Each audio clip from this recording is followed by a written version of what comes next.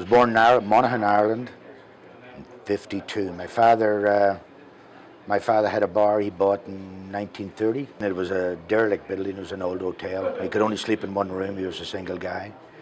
And then he married my mother and had to fix the place up. When I was a child, you used to have to go around picking up the bottles in the rooms. You had back rooms and snugs.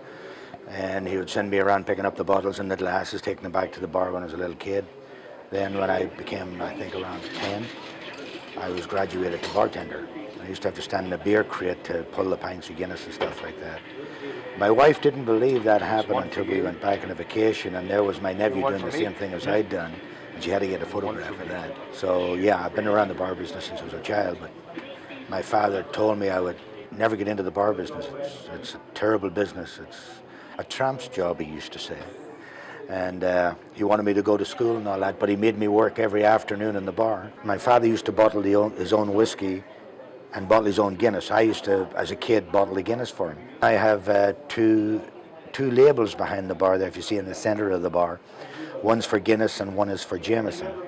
And you had to be bonded, which means there was only about 2 people in the town were allowed to fill their own whiskey. It came in a big jar and then you filled it into the bottles. So if you look at them, you'll see Peter McKenna, 62 Dublin Street, Monaghan, on the bottom of each label. And I always told the wife that whenever I get my own place, I want to hang them up, because I always did want to have my father's name up in my bar. I was going to go to Australia, and I was talking to a friend of mine. He says, well, why don't you go to California? I ended up meeting my wife, and I'm happily married now for 20 odd years.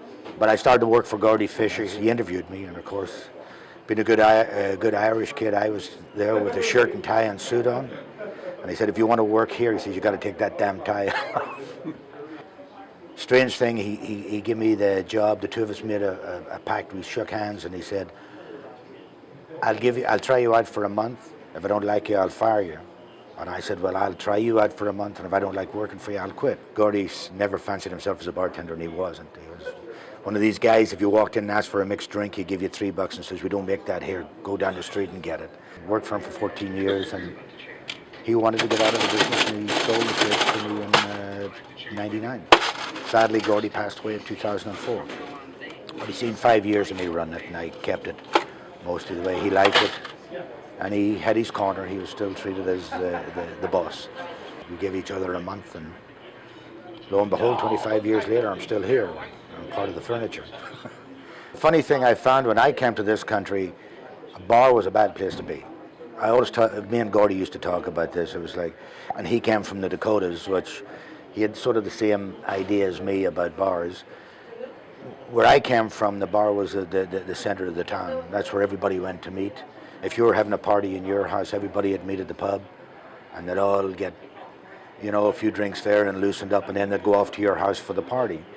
But it seemed when I came here, it was like in California here, they always seemed a bar is like where you get hookers, drugs, everything wrong, So I always said to Gordy, I'd always like to make a bar here that was like a pub in Ireland, where it was a social centre, where people would come and meet and have a good time, and an extension of the living room sort of a thing.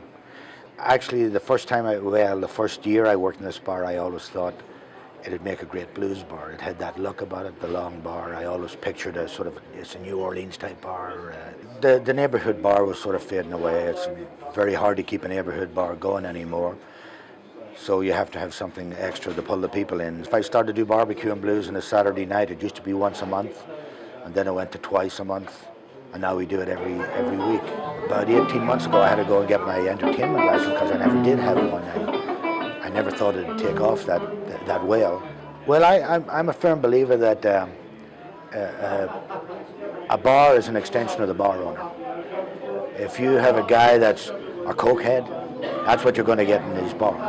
If you're a guy that's drunk all the time, that's the type of people you're going to get in your bar. So I set my standards for myself, and then I expect my customers to go by my standards. Not to be a stick in the mud. A lot of kids would think I am very strict, but I believe that if people can come and have fun without smashing the place up or getting into a fight with anybody or into arguments. And that's why I like the blues, is because it attracts an older person and a person who appreciates the music, and so they enjoy the music, and yet they don't get too out of hand. They just dance and have a good time. That's what it's all about. I enjoy what I do, and I enjoy the sort of music we do here and the type of bar I run.